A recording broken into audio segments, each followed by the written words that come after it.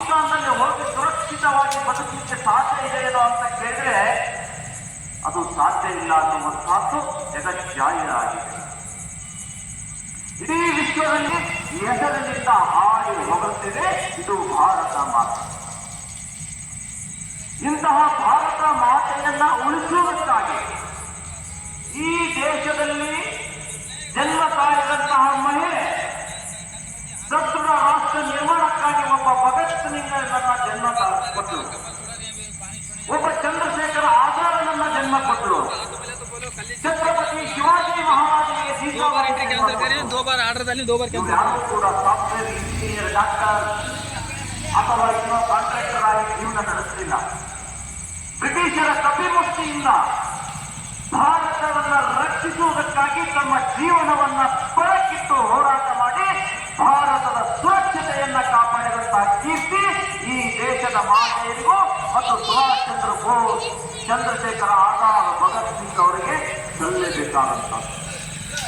ಅಂತಹ ತಾಯಿಯರಿಗೆ ಪೂಜಿಸುವ ಕಾರಣಕ್ಕಾಗಿ, ಅವರನ್ನ ಗೌರವಿಸುವುದಕ್ಕಾಗಿಯೇ ಇವತ್ತು ನಾವು ಮಾತೃ ಸಮಾವೇಶ ಇಟ್ಕೊಳ್ಳೋದರ ಜೊತೆಗೆ ಈ ಭಾರತ ಮಾತೆಯರಿಗೆ, ಭಾರತ ಮಾತೆಯ ಎಂತಹ ಅಂದ್ರೆ ಕೋಡಿ ಅಕ್ಷತೆ ಪ್ರವರ್ತಿಸು ತೀರೆ ಅಲ್ಲ, ನಿಮ್ಮ ಉದರದಲ್ಲಿ ದೇಶಭಕ್ತಿಯನ್ನ ಹುಟ್ಟಿಸುವಂತಹ ಕೆಲಸ ಆಗಬೇಕು, ದೇಶವನ್ನ ರಕ್ಷಣೆ ಮಾಡುವಂತಹ ಕೆಲಸ ಆಗಬೇಕು ಅಂತ ಭಾರತ ಮಾತೆಯ ವರಪ್ರಸಾದ ಅದು ಉಡಿ ತುಂಬುವ ರೂಪದಲ್ಲಿ ಈ ವೇದಿಕೆಯಿಂದ ನಾವು ಮಾಡ್ತಾ ಇದ್ದೇವೆ.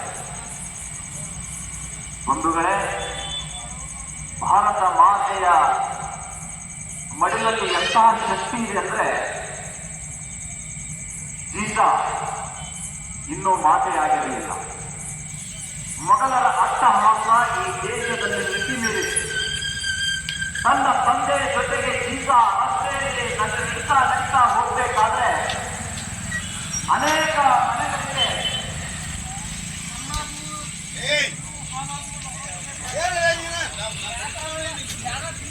ಹೇಳ್ತಾಳೆ, ಅಪ್ಪ ಇದು ಮನುಷ್ಯನ ಬುರುಡೆ, ಇಲ್ಲಿ ಯಾಕೆ ಹಾಕಿದ್ದಾರೆ ಅಂತ ಪ್ರಶ್ನೆ ಮಾಡಿದಾಗ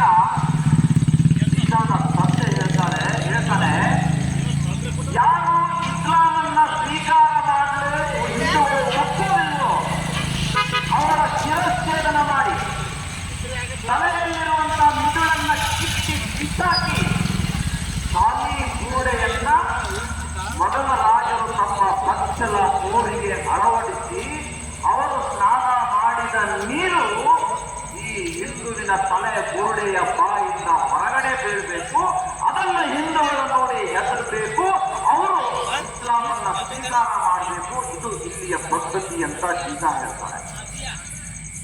ಭಯಂಕರ ಆಕ್ರೋಶ ಬರುತ್ತೆ ಜೀಜಾಗೆ.